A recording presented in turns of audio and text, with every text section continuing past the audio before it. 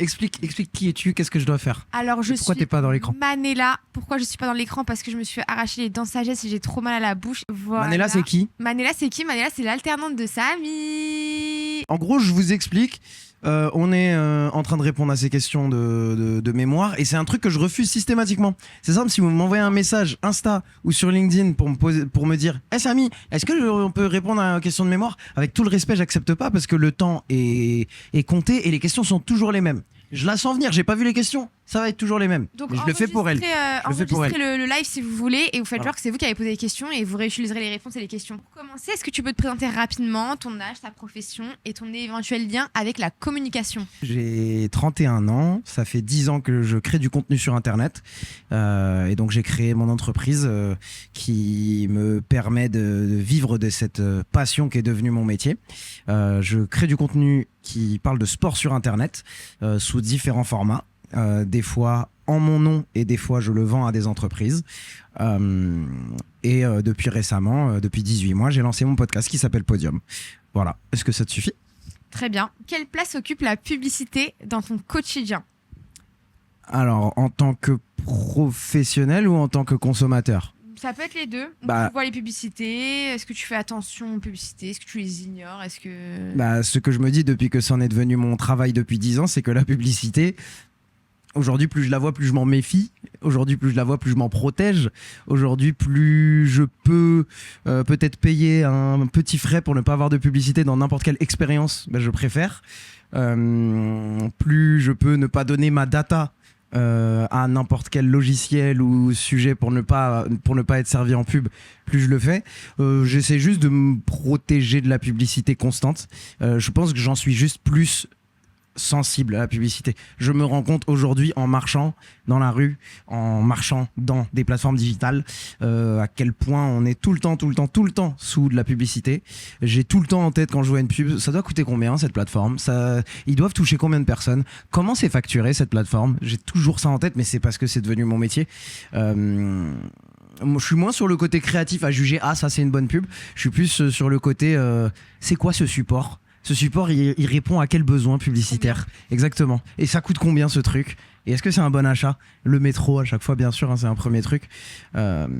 Et ouais, donc maintenant, je pense que la publicité, j'en vis. Mon métier, c'est vivre de la publicité, donc j'en fais partie. Mais je consomme la publicité avec un regard de professionnel aujourd'hui, je pense. Je regarde un match de la Coupe du Monde, je me dis, ok, qui a voulu se placer? Combien a été dépensé sur ces spots? Quels sont les enjeux? À qui tu parles? Donc voilà, je consomme la publicité comme quelqu'un qui en a fait son métier. Très bien. Bon, t'as déjà un petit peu répondu, mais comment tu perçois la publicité? Plutôt créative, lassante, répétitive? La publicité au sens large, c'est dur de juger au sens large parce que je consomme très peu de télé. Actuellement, dans notre génération. Actuellement, dans notre génération, je vais pouvoir juger que ce que je consomme personnellement. Donc je regarde plus la télé vraiment. Je peux pas te parler de pub télé. Et du coup, comme moi et ma génération, on consomme moins à télé, je me dis ça pourrait être intéressant d'aller regarder là-bas. Mais donc je vais juger seulement ce que je consomme. Ce que je consomme, 80% de mes pubs, elles viennent d'Instagram, de Meta, d'un GAFA. D'un GAFAM, je crois on dit un GAFAM aujourd'hui. 95% des pubs que je consomme viennent de là. Aujourd'hui, elles sont hyper targetées. Aujourd'hui, je trouve ça en même temps très très bien et en même temps anxiogène d'avoir quelque chose de parfaitement targeté pour moi. Je me retrouve à avoir de la publicité targetée qui me stimule aussi de mieux en mieux, avec laquelle j'interagis de plus en plus. Là où il y a 10 ans, je cliquais moins sur de la pub, aujourd'hui je clique beaucoup plus sur de la pub parce qu'en fait c'est tellement bien targeté. Aujourd'hui, Decathlon, alors c'est mes clients, mais Decathlon c'est aussi des gens chez qui je dépense beaucoup d'argent. Mais l'algorithme de Decathlon sait très bien que dans le rayon bagagerie, je dépense. Ils savent que moi, je suis un client qui aime dépenser en bagagerie. C'est fou la quantité de bananes, sacs à dos, valises que j'ai en pub. J'en ai au moins 2 fois par semaine. Et ça marche toujours, ça me fait toujours cliquer. Parce que je suis ce client. Donc ouais, je vis la pub comme une expérience hyper personnalisée qui ne fait que d'avancer dans l'hyper-personnalisation. Très bien. Qu'est-ce qui attire le plus ton attention dans la publicité? Ce qui attire le plus mon attention dans la pub, je saurais pas dire. L'hyper-personnalisation, c'est ce que je viens de dire. C'est quand quelque chose est vraiment parfait pour mon besoin. Ok, tu donc vois. c'est plutôt l'intention, c'est pas forcément le message, pas forcément la musique. Pas Mm. forcément Non, franchement, le créatif m'intéresse de moins en moins aujourd'hui Très bien. dans la publicité. Mais en tant que consommateur, hein, je parle bien en tant que consommateur. Moi, est-ce que le message, il est arrivé au bon moment, à mon bon besoin ? Ouais. Ouais, mais du coup, c'est ce qui fait que peut-être que la télé m'intéresse moins. Parce que la télé, c'est plus du mass média, c'est pas, ils peuvent pas. Ce qui m'intéresse le plus sur de la publicité digitale aujourd'hui, c'est qu'il y a tous les trackers de je suis passé sur ton site 2 C'est le fois. produit en fait. Ouais, c'est le produit. Est-ce que je te connais déjà ? Ça m'attire si je te connais déjà. Moi, je pense que je suis un bon client pub de retargeting. Quand je suis déjà passé, quand j'ai déjà consommé chez toi et que je reviens. Très bien. Ok, est-ce que tu as le sentiment que les marques elles racontent davantage d'histoires aujourd'hui qu'auparavant ? Toi qui es un peu un ancien. Est-ce que les marques racontent plus d'histoires aujourd'hui qu'auparavant ? Je pense qu'elles ont plus la capacité parce qu'il y a la publicité digitale, Instagram, TikTok, etc. À l'ancienne, tester une publicité à la télé, ça coûte cher. Tester un créatif. Aujourd'hui, même moi, quand je fais des vidéos sur Instagram ou pour un client, on peut tester 3-4 déclinaisons. La barrière à l'entrée de tester un nouveau créatif, elle est beaucoup plus facile. Donc oui, aujourd'hui, bien sûr, il y a plus de créations qui se font grâce à ces outils. Après, il y a quand même de très belles histoires qui se faisaient à l'ancienne.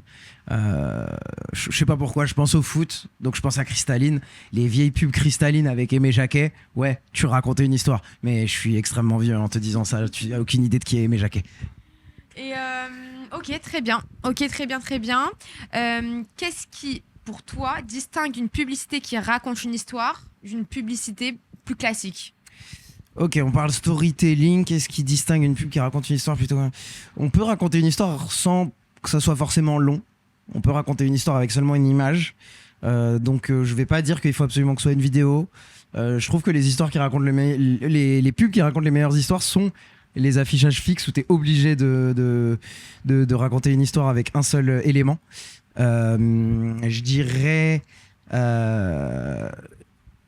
je sais pas pourquoi j'aime beaucoup ce qui se fait dans le métro parce que faire un avant-après en fixe sans faire un split screen divisé, je trouve que c'est un bon défi. Et les exemples, ces pubs, c'est un truc de ouf. C'est de toute ma vie, je les ai toujours vus dans le métro, mais dans le métro à l'intérieur des rames, les cours d'anglais qui sont en fond de métro, ils sont dans les rames depuis le début que je prends le métro. Et il y a toujours une petite histoire de l'avant-après de la personne qui a réussi à apprendre avec ce truc.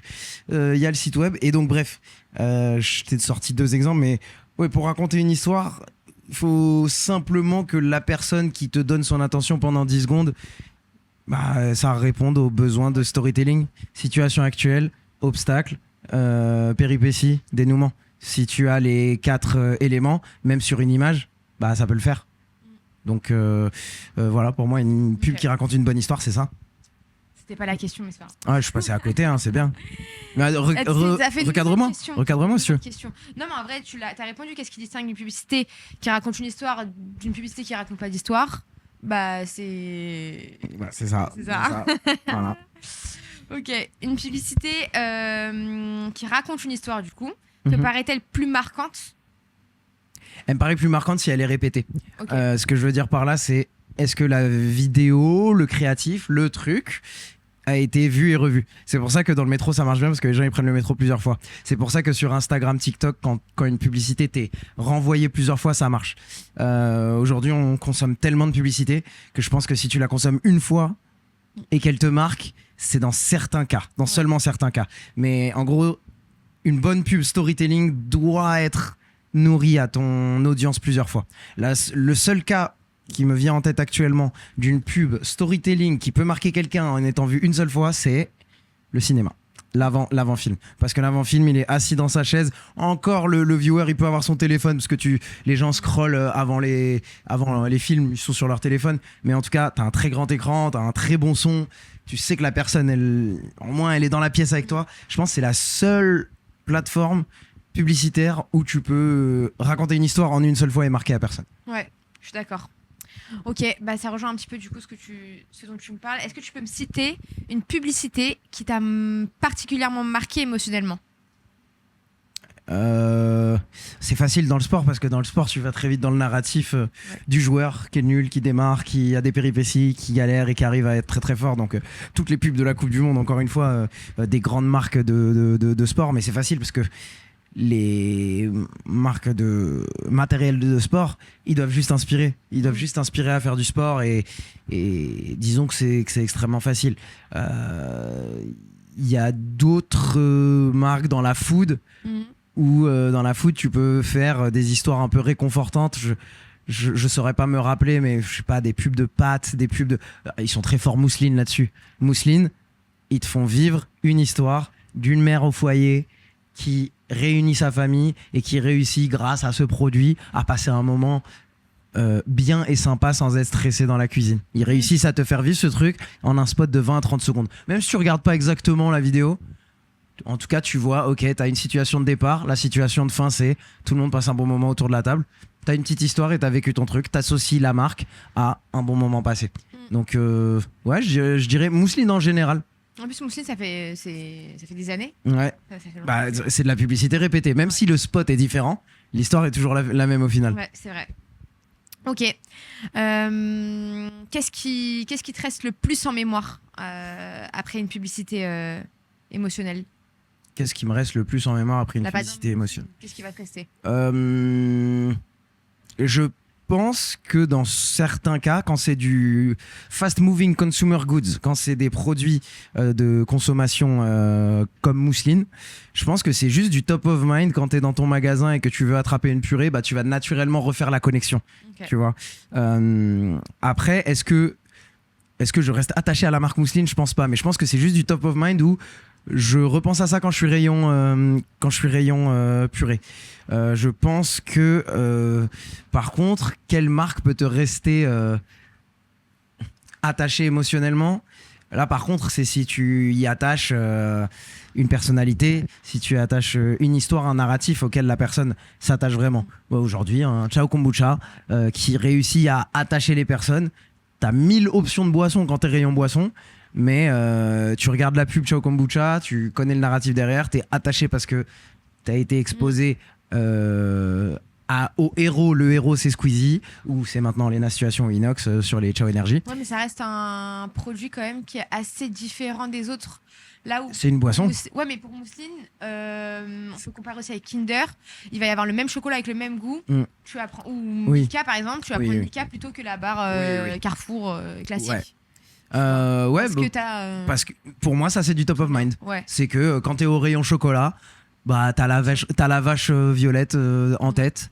T'as peut-être vu une pub qui va avec, mais oui t'as ça en tête. Kinder, ils font beaucoup de publicité. Est-ce qu'elles marquent? Kinder, ils ont réussi à force de répétition à s'associer avec des athlètes. Ouais. Son gars par exemple.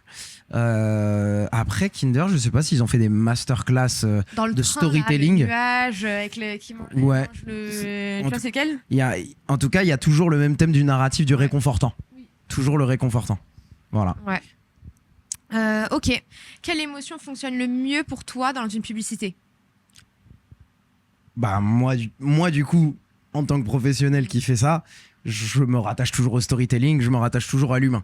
Moi, c'est facile. Dans le doute, quand je crée un truc, s'il y a un doute de je sais pas où je vais, je sais pas ce que je fais, je rattache toujours à l'humain. Ok, mais plutôt...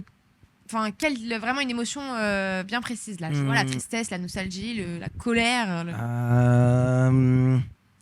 Si c'est pour une publicité, je pense que le réconfortant, le bon moment passé, partagé, il est facile à revenir. Surtout dans tout ce qui est nourriture.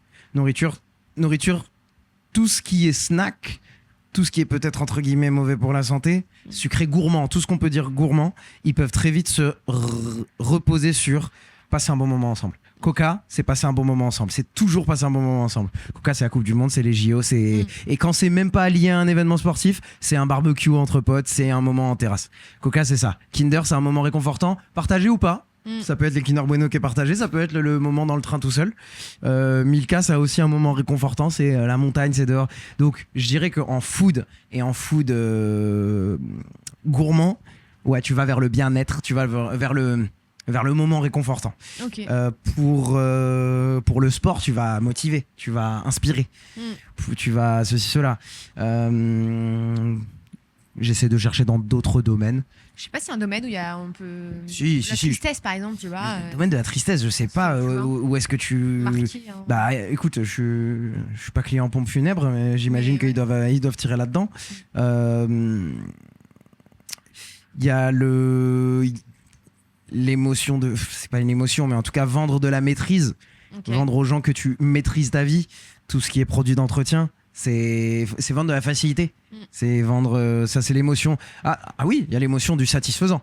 L'émotion du satisfaisant, aujourd'hui sur les réseaux, n'importe quoi qui est nettoyé, bah, ça existait toujours avec les pubs de n'importe quel... voilà, l'émotion d'être satisfait. Ouais, satisfaction. Ouais. Ok. La tristesse, j'essaie de chercher si... Non, c'est dur. J'ai du mal à voir si la tristesse vend. C'est possible. Hein. C'est possible. Je l'ai pas en exemple, mais c'est possible. Mouchoir. J'ai jamais vu. Non, les pubs de mouchoirs, ils font quoi Non, pour... jamais Ils vu de véhiculent quoi mouchoirs. comme... Ils véhiculent quoi? On pourrait avoir un bon storytelling, hein. Mariage, on sort les petits mouchoirs, Ouais. les moments Ouais. les moments les plus intimes. Non, ou les moments les proches. plus intenses. Ouais. On est avec toi dans les moments les plus intenses. C'est ça. Attends, mais on est en train de faire tout un narratif. Ouais. Fleuriste et mouchoir. Bah ouais. Ouais, c'est vrai. Non, c'est vrai. Il y a un vrai narratif à prendre, ça je me rappelle, j'en avais parlé avec ma copine. Beaucoup d'hommes, je vais dire tous les hommes, beaucoup d'hommes ne reçoivent de fleurs que 2 fois dans leur vie, à leur naissance et à leur mort. Ça, c'est un truc à tester. Ouais. T'es fleuriste, une pub de fleuriste d'un mec qui toute sa vie offre des fleurs. Oh, j'adorerais le concept. Un gamin, tu sais, qui a 5 ans, qui donne à son crush une fleur, à 10 ans, à 15 ans, à 18 ans, à 30 ans, et la première fois que lui, il en reçoit. Tu vois, et genre, tu vois l'inverse, quand lui, il en reçoit, bah, c'est une pierre tombale. Ouais. Là, t'es dans la tristesse et tu vends tes fleurs. Ouais, c'est vrai, c'est vrai. Ouais, Tu vois, Bravo. on peut vendre avec de la tristesse, là. très bien. Est-ce que tu penses qu'une publicité émotionnelle, elle puisse modifier la perception d'une marque? Ta perception de la marque? Oui, clairement. Ouais. Bah, là, comme on l'a dit dans la food, quand tu penses à Kinder, tu penses à un truc réconfortant. Quand tu penses à Nike, t'es juste à dire le mot Nike, t'es motivé, tu veux enfiler ta paire, tu veux aller courir. Clairement, c'est un narratif qui est construit, mais pas sur une seule pub, sur des années et des années et des années de publicité. Et comment cette influence, elle... Tu veux pas tenir le micro proche de ta bouche? Là, on m'entend bien? On m'entend bien. Et du coup, comment cette influence, elle peut se traduire concrètement dans ton comportement?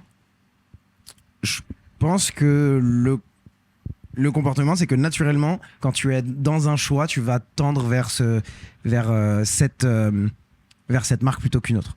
Est-ce que je suis la première marque à laquelle le sujet pour les marketeurs dans ces grandes marques, c'est est-ce que naturellement je suis la première marque à laquelle tu penses quand tu penses à la gamme de produits qu'on propose? Pâte à tartiner. On pense à Nutella. Aujourd'hui, il y a du monde qui sont sur leur côte. Bonne Maman sont forts, Milka sont forts, Andros sont forts, etc. Tu penses pâte à tartiner, tu penses Nutella. Ouais. Ils sont numéro 1. Tiens, par exemple, si je peux te poser des questions, tu penses à quoi quand on te dit machine à distribuer des snacks? C'est quoi le premier snack auquel tu penses? Moi, Twix. tu penses à Twix. Twix, ouais, vraiment. Ouais. Twix, je suis d'accord. Moi, je pense vraiment à la gaufre parce que la gaufre liégeoise, c'est mon Mais elle y est truc, pas partout. Elle y est pas partout, c'est vrai. Le Twix, oui. Le Twix, ouais. Kit Kat, tu vois, on parlait de réconfortant. Have a break, have a Kit Kat. Leur baseline, c'est vraiment moment réconfortant. On est là au moment où tu es submergé par la vie. Un peu comme Fridan aussi. Un café, Ouais, un café, un Fridan. Exactement. Donc en gros, pour moi, tout ça, c'est juste être le top of mind. C'est ça, surtout dans la bouffe. C'est être le top of mind quand tu te dis j'ai besoin de ce produit. Quand c'est des produits qui ont peu de besoin de décision. Quand tu veux une paire de chaussures pour aller courir, tu vas peut-être un petit peu plus faire de recherche.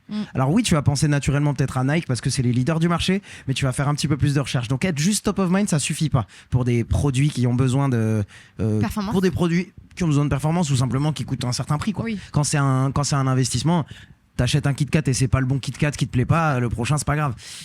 Mais donc ouais, un produit où il y a un peu plus de valeur, tu vas faire un peu plus de recherche, il faut être un top of mind et deux, dans ta publicité, réussir à bien présenter ton produit. J'ai répondu à la question? Oui. Ok, bien, bravo. Est-ce qu'il t'est déjà arrivé de trouver qu'une publicité était trop émotionnelle? J'ai pu trouver que des pubs étaient un peu ratées. Ok. On tire un peu trop l'émotionnel. Mhm. C'est grossier. Je me rappelle quand je faisais des vidéos pour Michel Augustin, mon premier travail, il m'envoyait des éléments. Samy, on a besoin de quelque chose d'émotionnel. Vas-y. Et moi, je suis un monteur à ce moment-là. Je fais OK, musique piano qui monte. On met des enfants qui pleurent. Enfin, genre, c'était ridicule. Et donc, en effet, sur des publicités peut-être un peu ratées, grossières, oui, tu peux avoir le trait émotionnel un peu trop tiré. Sur des trucs. Sur des storytelling motivationnels, par exemple, tu peux avoir des traits un peu trop tirés. Oula, il galère. Oula, il y a un obstacle. Oula, il a réussi. Il est champion du monde. C'est pour ça que j'aime bien quand des fois c'est de la subtilité. J'aime bien quand une marque d'équipement sportif va autant starifier le joueur qui va faire sa superbe performance. Et tu traduis ça aussi chez une marque de produits de lave-linge qui va autant starifier sa mère ou son père qui l'accompagne à chaque entraînement et qui va nettoyer ses fringues. J'en ai vu des spots de pub où c'est ça. C'est le gamin, il est en train de vivre son rêve et derrière, t'as la personne qui soutient et elle soutient à travers cette marque. Donc, je me suis encore perdu dans la question. Non, mais c'est ça. Ouais. En gros, est-ce que tu trouves qu'il y a des pubs qui... Quand c'est trop grossier, c'est juste trop grossier. Faut Ouais. trouver le truc subtil et c'est pour ça que les marques payent des grosses agences de pub pour faire des choses qu'on a l'impression de voir extrêmement simples, mais arriver au bon sweet spot, c'est pour ça que les agences de pub existent. Et du coup, pour toi, c'est quoi la condition pour que la publicité, la publicité émotionnelle, du coup, elle soit crédible? Que le produit ait sa place dans le truc. Ok. Et que le produit ait sa place dans le truc, ça n'a pas besoin d'être parfait. Comme je te dis, le truc de lessive, oui, ça raconte une histoire. Ça raconte qu'il y a une personne derrière l'athlète, gamin, à l'accompagner. Peut-être la Donc simplicité. que le produit, il ait sa place dans l'histoire. Que la place du produit soit pas forcée. Comme une blague racontée au mauvais moment. Voilà. Pour moi, c'est tant que le produit s'imbrique rapidement dans ton histoire, c'est bien. Comme mes vidéos à moi sur Internet, si le produit il est naturellement bien dans la vidéo, la vidéo elle marchera. Ok. Si c'est juste un sponsor qui a mis son nom dessus et qui n'apporte rien au truc, voilà. Moins crédible. Tu vois. Ok. Et pour toi, elle se situe où la limite entre une publicité émotionnelle et une publicité manipulatrice? Si le produit n'est pas bon. Si le produit Ok. n'est pas, si tu vends un truc et que quand on va acheter le produit, il ne livre pas les promesses. Si c'est manipulateur, c'est aussi simple que ça. C'est si le produit ne livre pas sa promesse. Ok. C'est. Ok, donc on peut pas le savoir quand on voit la pub. Faut tester le produit forcément. Est-ce que j'ai l'impression... là on peut aller ailleurs. Là on peut aller dans le domaine de la cosmétique si on parle de manipulation. Parce que cosmétique implique les insécurités des gens et on joue sur les insécurités des gens pour les pousser à consommer une chose. Ce qui n'est pas toutes les pubs de cosmétique, je dis bien. Mais en effet, dans la cosmétique, on joue un petit peu sur l'insécurité de l'opinion de soi-même.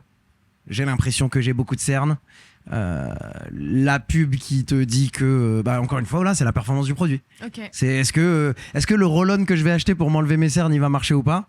Mais je ne sais que si c'est manipulateur qu'à la fin. Mais par contre c'est plus facile de me toucher émotionnellement si tu touches sur mon insécurité. Ouais. Et je pense que la cosmétique ça peut le faire le plus Donc, facilement la limite, et le c'est- plus à haute échelle parce qu'on touche tout le monde a une insécurité sur son paraître, son...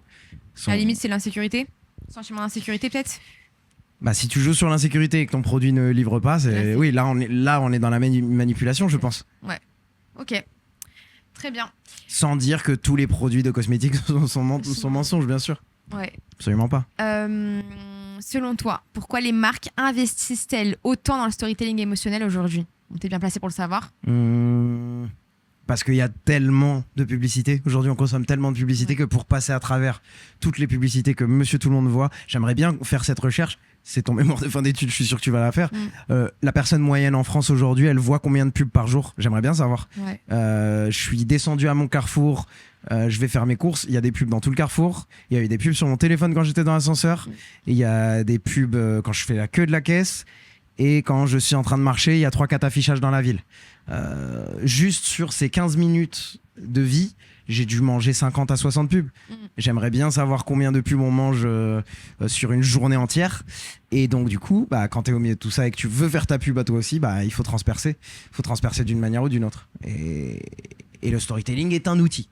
Ouais. C'est un outil parmi d'autres. Ah tu réponds à la prochaine question. Tu dirais que le storytelling émotionnel, c'est plutôt un simple outil créatif, une stratégie de communication ou un véritable levier stratégique?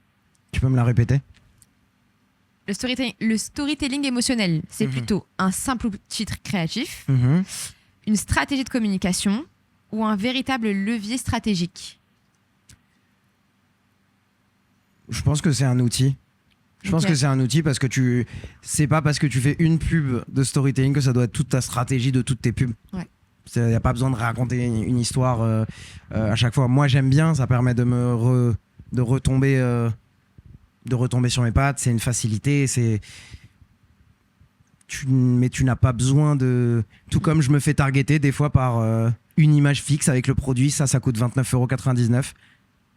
Et ça suffit. Ouais, c'est vrai. Si ça peut être au bon endroit, ça peut suffire. Donc non, c'est un outil. Ok.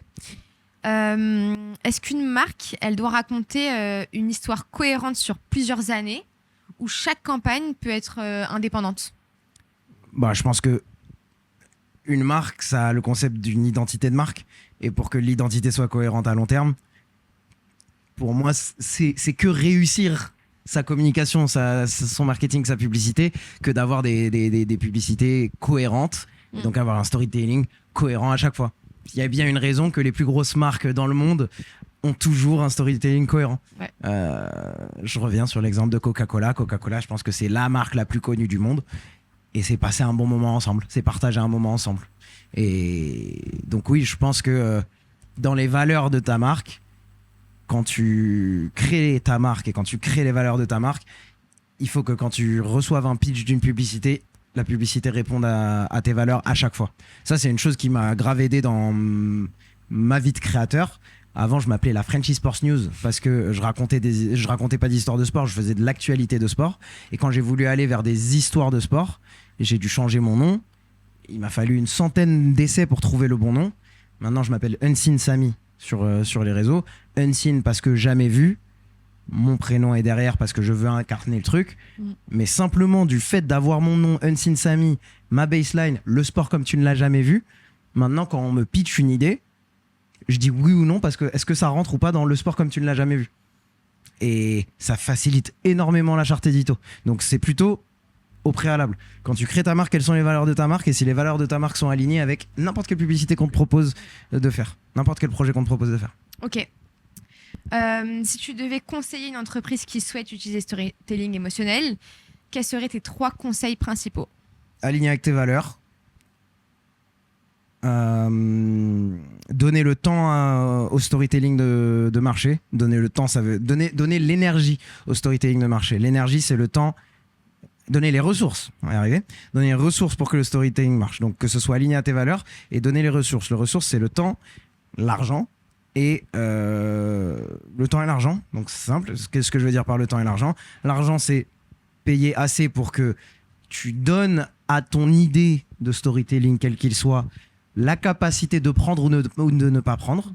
Donc c'est simple, c'est dépenser suffisamment en publicité pour qu'elle soit exposée à assez d'audience pour pouvoir juger si ta publicité fonctionne ou pas. Ce qui veut dire ne pas décider si ta pub est la bonne ou pas dans un bureau avec 30 personnes dans un focus group. Non, c'est tu veux tester une idée, elle est alignée avec tes valeurs, on va dépenser assez d'argent pour qu'elle soit déployée sur différentes plateformes pour la faire valider à haute échelle. Et en vrai, c'est les 2 seuls conseils que j'ai à donner. Okay. Après, c'est des conseils très larges. Ouais. Après, bien sûr, au cas par cas, tu peux guider un peu plus. Mais à partir du moment où ta publicité, elle est alignée avec tes valeurs et que tu lui as donné le temps et les ressources pour prouver si ça marche ou pas, Bah, c'est déjà très bien. Ok. Est-ce que toi, tu utilises le storytelling émotionnel dans ton métier? Bah oui, beaucoup. Ok. De quelle manière? J'utilise le storytelling émotionnel parce que je pense que c'est la façon la plus facile de connecter avec les gens. Ça me permet de... Je raconte une histoire de sport. Le sport en général, c'est un résultat sportif, un chiffre. Mais par contre, j'aime bien prendre par la main mon viewer et lui montrer que avant le résultat sportif, il y a tous ces humains qui ont un impact et tous ces humains qui sont impactés positivement ou négativement émotionnellement. Chacun apporte sa brique et donc tu es beaucoup plus engagé avec le score de 2-0 à la fin si tu sais que toute la journée il y a Maria, l'intendante du club, qui s'est assurée que la valise avec les maillots elle soit au bon endroit au bon moment et qu'il y ait bien les bons crampons pour que Marie, la joueuse, puisse venir jouer à ça. Et il se trouve que Marie, elle a un taf à côté et elle a été recrutée dans cette nouvelle ville où elle se recrée des nouveaux amis et des nouvelles personnes. Bah là, d'un coup, le 2-0, il veut dire beaucoup plus. Et là, sur ces deux histoires, entre l'intendante et la joueuse, t'as 15 marques qui peuvent se placer. L'intendante, elle a son rôle, elle a ses produits, elle a ses trucs qu'elle utilise. On peut raconter ces histoires en publicité avec des produits qui se greffent dessus. La joueuse aussi, elle a déménagé dans cette ville, elle y vit, elle a un taf à côté et elle fait son sport. T'as des marques qui peuvent s'intégrer dans n'importe quel de ces trucs. Et à la fin, il se trouve qu'il y a le 2-0 et on a gagné. Très bien. Ok. Quel indicateur tu utilises pour évaluer le succès d'une campagne émotionnelle? Alors moi, je suis créateur et je livre pour les marques les créas, les vidéos. Et ensuite, il y a des experts qui sont meilleurs que moi à jauger la réussite ou la non-réussite de cette publicité. En général, ce qui marche bien avec ce que je fais, moi, avec d'autres marques, c'est je livre la vidéo, on la poste en organique, on la laisse tourner en organique pour que les réseaux sociaux nous donnent un petit peu un premier feedback des viewers. C'est simple, hein, c'est comme la courbe de rétention. Donc ça, moi, je peux te dire que oui, ça, je l'analyse. Mais on parle pas encore de publicitaire parce qu'il n'y a pas encore de budget qui est dépensé sur le contenu. Mais donc moi, j'analyse le taux de rétention, quand est-ce que le viewer ne regarde plus, quels sont les moments qui n'ont pas accroché les gens. Donc je regarde le feedback quantitatif, nombre de vues, taux de rétention, tout ce qui va avec, et je regarde le feedback qualitatif, s'il y a des commentaires, etc. Donc ça, c'est le côté organique. Ensuite, si on est content de la réussite organique d'un contenu, la marque, elle peut dépenser de l'argent et la pousser en paid ads, en publicité. Et ensuite, c'est quelqu'un de chez eux qui est spécialiste et qui va regarder le bon chiffre qui les intéresse, si oui ou non, il continue à faire tourner une pub. Et en fait, c'est simple. Moi, je suis pas dans ce domaine, donc je vais pas vouloir prendre la casquette de quelqu'un qui est là-dessus. Mais en gros, derrière, ils regardent le coût par mille, le CPM d'acquisition de clients pour faire une action. En fait. Après, la publicité, sur mes contenus, on est moins dans de la vente directe. À la fin d'un de mes contenus, quelqu'un ne va pas forcément acheter un sac à dos Decathlon. Mais par contre, est-ce qu'il va peut-être avoir liké la page, s'être inscrit à la newsletter de la marque en question. Peut-être qu'à la fin de la publicité, il va visiter le site. Est-ce que, en fait, c'est des différents niveaux de conversion où le client se rapproche de la marque. Et en fait, c'est la personne responsable marketing, responsable du paid ads chez la marque qui va regarder, OK, sur cette créa, ça nous coûte tant d'avoir cette action. Et est-ce qu'on est content avec ce temps ou pas? C'est ça. Et donc, par exemple, je donne un autre exemple d'un de mes premiers stages. Je bossais chez Big Moustache, une boîte qui a fermé depuis. Livraison de rasoirs à domicile en abonnement. Tu vois.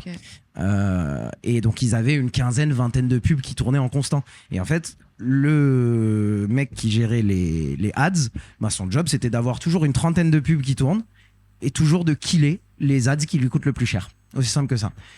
Ça peut être un mème, une image fixe, une vidéo, n'importe quoi. Et tous les jours, il ouvrait son Google Ads Manager. OK, quelle pub me coûte cher aujourd'hui? Quelle pub marche? Quelle pub ne marche plus?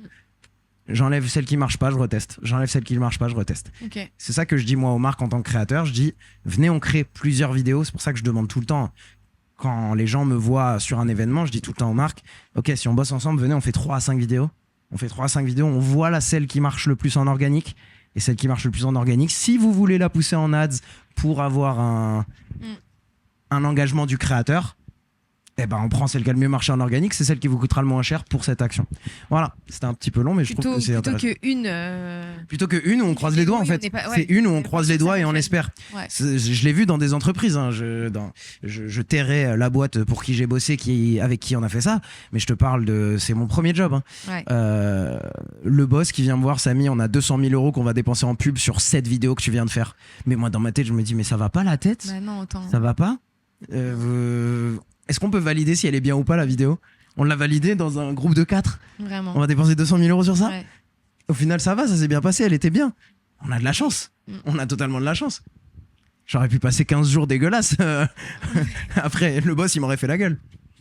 Ok. Et quels sont, selon toi, les principaux risques lorsque une marque elle utilise le storytelling émotionnel?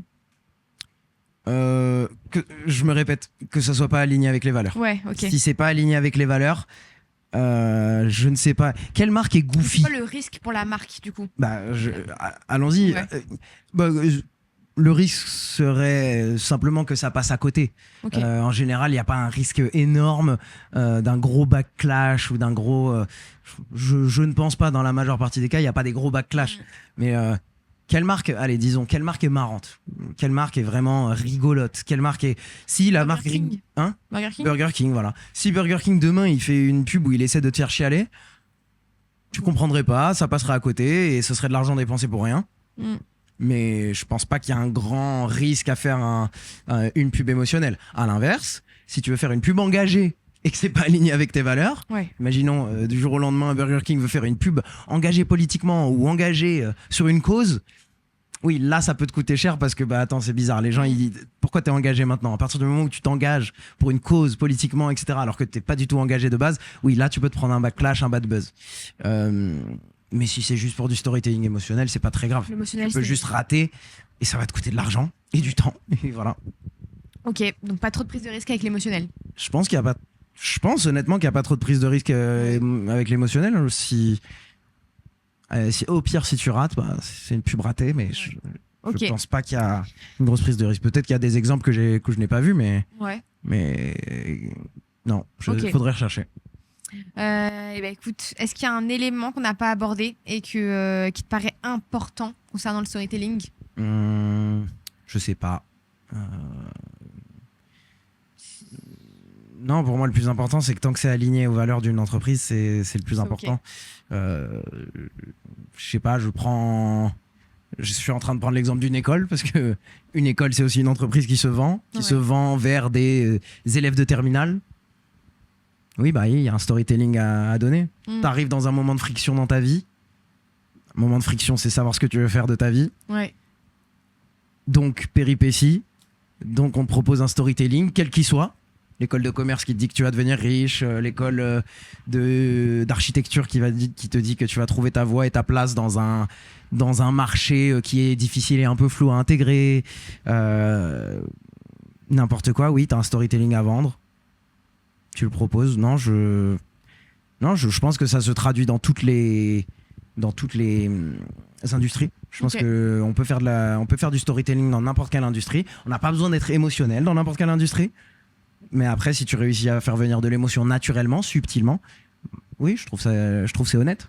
Et ça peut être un outil utile pour n'importe qui dans son marketing. Voilà. Très bien. Écoute, c'est la fin de mes questions. Merci beaucoup d'avoir répondu à toutes mes questions. J'espère que c'était intéressant. Très intéressant. Ouais. Donc, tu as posé des questions à combien de personnes comme ça? Là, actuellement, j'ai posé qu'à 3 personnes. Ok. Et il en manque plus que 3 du coup. Et tu vas manger toute la data qu'on t'a dit et tu vas en faire un mémoire. Et voilà. Super. Tu vas utiliser l'intelligence artificielle pour ça ou pas? Et oui, et les écoles le savent. Oui, merci l'école. On a un petit robot qui calcule le nombre de pourcentages d'IA. Ouais. D'accord. Après, là, c'est l'étude qualitative, donc interview de 6 personnes.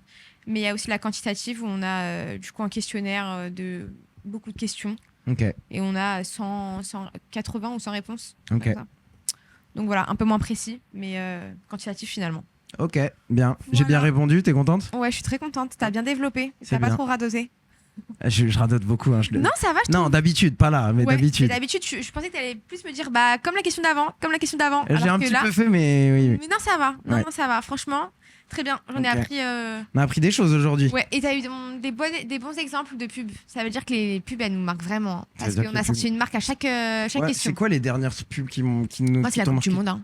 Ouais, la Coupe du Monde, ils Les dépensent un pauses fric. fraîcheurs, là, oh là là, elles sont fortes, les pubs. Hein. Et les pauses fraîcheurs, elles sont vraiment bien quand t'es au stade parce que tu vois, tu passes un bon moment. Ouais. En fait, tu vois un truc quand t'es dans le stade. Tu vois les joueurs qui sont en train de se parler, tu vois les coachs qui Ouais. prennent de la place et tout. Mais en fait, moi, je m'en rendais pas compte que la pause fraîcheur, c'est nul, c'est long. Bon, Non, après, en vrai, ça va. Les ils pubs mettent des qui pubs sont- vraiment bien. Elles sont vraiment cool. Mm. Pour le coup, elles Ça sont se voit vraiment qu'ils ont quali. dépensé. Hein. Giroud, Ouais. il a pris son cash. Hein. Ouais. Giroud, il a pris son chèque. Il y a qui d'autre qui a pris son chèque pendant cette Coupe du Monde Bah, en athlète? Ouais, Mbappé, Mbappé, tu le vois pas sur le terrain, hop là, tu le vois Ouais. 4 fois avant qu'il revienne. Ouais, et puis après, qui a pris son chèque un peu? Tchouaméni aussi, je l'ai beaucoup vu dans les pubs. Chouameni, pour moi, il est hyper bankable et je pense que ce qu'il est en train de faire de sa carrière, il est moins bankable que ce qu'il devrait être. Ah ouais? Je trouve qu'il a une tête extrêmement reconnaissable, Ouais. tu vois. Je pense qu'il a le sourire et il a le rire. Du coup, ça le rend humble. Moi, j'aime bien, justement, Ouais. la position qu'il a là. Mais ouais, je pense qu'il pourrait être beaucoup plus bankable que ce qu'il est aujourd'hui. Mais est-ce qu'il veut? Là, t'es en train de parler de est-ce qu'il veut gagner plus d'argent. Hein. T'es en train vraiment de me Ouais, demander c'est est-ce qu'il veut vrai. gagner plus d'argent. Non, mais peut-être qu'il en fait plus que tu n'en crois. Ouais, et c'est vrai, Ouais, et c'est c'est- totalement vrai. C'est ça. Peut-être qu'il en fait plus que j'en crois, ouais. Ouais. Mais je pense que j'en devrais Non, le voir un peu j'ai plus. vu dans les pubs. Ouais, bah écoute. Et si t'étais on- dans le stade, je pouvais pas voir. Bah là, je suis Ouais. c'est un vrai truc de flexeur de dire Vraiment. ça. Vrai truc de Alors que flexeur. moi, sur mon canapé, j'ai bien vu les T'as pubs. bien vu les pubs J'ai comme bien ça. vu qu'il encaissait, j'ai bien vu. Ah oui, il fait quelle pub parce que je l'ai pas vu du coup. Je sais plus c'est qui la Ah, marque. mais on a vu Tchouaméni. mais je l'ai vu, en tout cas, je l'ai vu. Et j'étais en Bah, mode, des fois, t'as le nom de la personne qui est trop gros pour le. voilà, exactement. pour le sur la truc. pub. Et demain, moi, j'ai tennis demain soir. J'ai trop hâte. Tu veux voir comment je vais faire Bon Tu vois, courage au professeur. J'ai appris à faire le. Voilà, avec le micro qui va devoir recommander du coup. Ouais, c'est vrai que j'en ai déjà cassé un. Bon, la famille, c'était trop cool. J'espère que vous avez kiffé. Mettez 5 sur 5 sur Spotify, ouais. Bon, ça sera pas sur Spotify, je pense. Ça. Tu veux qu'on mette ça sur Podium Ouais. Tu veux qu'on mette ça sur Podium Est-ce qu'on fait des petits réels là Des réels de ça Ouais. Mais ça intéressera des gens qu'on fasse des clips de ce truc. Bah yes, Que je mette c'était la intéressant, c'était cool en vrai. Je mets la rediff grave où intéressant. Je fais quoi La C'est toi qui vas les monter, hein, les clips. Bah, vous avez bien profité Ouais. Allez, super. Allez, hein. c'est bon, on va pas Génial. faire de clip. J'espère que vous avez bien écouté les réponses. hein. J'espère que vous avez bien écouté parce qu'il n'y aura pas de rediff. Ouais. Des reels à la Bourbon avec une musique épique. Ah oui, tu connais pas Anthony Bourbon. Non. Bah tu vois quand on parlait de storytelling grossier, Ouais. c'est lui. Ok. C'est le coach entrepreneur nanani nana en France, tu vois, numéro 1. Ouais. Et bah mon problème avec lui, c'est qu'il reprend tous les codes des coachs américains et il les tire de malade. C'est ridicule quand tu regardes Anthony Bourbon. Si Ouais, je tu es vois en train de chercher. J'ai un prof qui s'appelle Bourbon. Mais il tire les traits de malade et je sais exactement quel coach américain il copie, tu vois. Ok, moi je vois. C'est ridicule, tu vois. Mais peut-être que ça fait kiffer des gens. Ah non, mais en fait, moi, ce qui me rend triste, c'est que c'est tellement grossier que je vois les clients qui se fait, c'est les gens un petit peu bêtes qui Ouais. ne voient pas le problème de ça. Et là, oui, c'est de la manipulation, tu vois. On va faire un réel Samy critique Bourbon. Ah non, mais moi, il n'y a pas de souci à critiquer Bourbon. Il a mis le procès sur le dos. J'ai pas envie qu'il m'en mette un parce que je pense que lui, il est fort en procès. Genre, s'il peut en mettre un, il met un procès assez rapide. Anthony, on est ensemble, je t'adore. J'aime beaucoup ce que tu fais. On va faire des clips comme toi. J'adore. Ok, d'accord. Bah, maintenant que coach TLF l'a demandé, on va faire des clips à la Anthony Bourbon avec des musiques épiques. Tu sais ce que j'ai toujours voulu faire en live, mais je suis un peu timide, je suis pas courageux. C'est quoi? J'ai toujours voulu écrire des discours de motivation. Attends. Des discours de motivation de vestiaire que je ferais pour l'équipe qui va jouer son match. Genre là, les Ok. Bleus, ce que je leur dirais dans le vestiaire avant le match contre une équipe. Alors là, je leur ferai pas de discours de motivation. Ils jouent contre le Maroc. J'espère que le Maroc va gagner. Mais s'ils passent, j'aimerais bien faire des discours de motivation en live sur Twitch. Tu sais, je mets de la musique épique derrière. Ouais, les gars, gagnez et tout. Waouh, si le discours c'est ouais les gars, gagnez. Et on en fait des clips. Et genre le clip, ouais les gars, gagnez, fin du Ouais, clip. clip 4 secondes. Ok, très bien. Et je suis sûr qu'il y a un bail à faire. Ouais, en vrai, ça pourrait être Avec cool. avec un fond vert derrière où il y a tout le Avec vestiaire. l'équipe qui te regarde et tout. Ouais, exactement. On peut Ouais, pas en trouver vrai. ça, vestiaire équipe de France. Peut-être que tu te feras recruter par des clubs. pour motiver les. Mais tu sais que je me dis, Ouais. si je fais ça pendant 6 mois en stream, je fais des clips et tout, C'est sûr, il y ça a un peut, club qui te. mais déjà ça peut devenir un running gag d'aller le faire dans des clubs. Ouais. Tu sais, quand je vais faire mes vidéos à moi, je vais faire mes vidéos à moi dans un club. Ils me disent, vas-y, Samy, passe 5 minutes, t'as tes 5 minutes devant le truc. De motivation. Ça devient un running gag, ça devient un passage, Samy qui fait. Et après, et encore mieux, c'est filmé et c'est diffusé. Mais que le discours marche ou pas. Genre, si je flop, c'est encore plus marrant. Ouais. Bah si non, ça marche, pas c'est trop cool.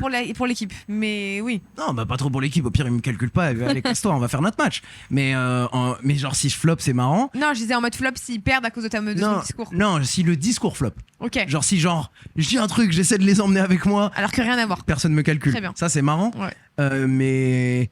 Et si le discours prend, il prend, c'est très bien. Alors attends, je vais chercher un vestiaire équipe de France. Mais il y a Hop. personne qui t'écoute là.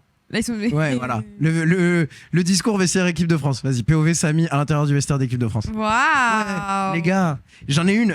J'ai une phrase, je veux grave l'utiliser. Donc je vous la spoil ici. Je vous la spoil ici, mais je veux grave l'utiliser un jour. Mhm. Il y a plein de gens pour motiver des sportifs. Ils disent tout le temps ouais, les gars, faut que vous le sachiez. Il y a des gens qui ont payé de leur argent. Ils vont au travail. Ils vont travailler dur. Ils payent de leur argent. Ils viennent en voiture, le parking, la bouffe. Ils payent des centaines, des milliers d'euros pour venir vous voir. Vous leur devez de faire le show. Vous leur devez de cette victoire. Moi, j'aime bien faire l'inverse. Genre, imaginons discours de motivation avant la finale de 2022. Les gars, il y a des Argentins, ils sont venus en avion jusqu'au Qatar pour voir leur équipe gagner. Ils ont dépensé avion, hôtel, des milliers d'euros. Ils peuvent pas se le permettre, rien. C'est votre devoir de leur briser le cœur. C'est votre devoir de traumatiser Faites-leur le perdre gamin. de l'argent. Exactement, c'est votre devoir de traumatiser le gamin Qui chie alors. qui devant la chiale ce caméra. soir. Ouais. Ça, je suis sûr, tu vois. Moi, je serais dans ce, moi, je serais dans ce bail. qui déchire son maillot. Exact. Moi, tu vois, je serais dans cette DA, le milieu de. Plus marcher, hein. Je te fais marrer, je vais un peu à contre-courant, Mm. mais ça te motive aussi. Ouais. Genre, quand vous sortez ce soir, vous cherchez un gamin avec un maillot Les Messi sportifs, ils aiment, et vous le mettez dans la tête, il faut le faire chialer celui-là. Faut que le Comme sème. ça. Attends, avec le Paraguay. Ouais. Le Paraguay. Ouais. Avec le Paraguay, à la mi-temps, je t'aurais fait un de ces discours. Avec le Paraguay à la mi-temps. Écoutez-moi bien, les gars. Vous allez me trouver un petit Paraguayen dans les gradins. Voilà, c'est ça. On va le faire chialer, ce petit con. Voilà, Tu sais, c'est les mecs, exactement ce que les j'imaginais. mecs, et c'est trop bien, c'est une super idée. Ouais, de faire chialer les gosses. De Super, faire merci chialer les Samy. gamins. Je mets ça dans le mémoire, tiens. Voilà. Le Génial. storytelling émotionnel, Parce que- faire chialer les gosses. Voilà.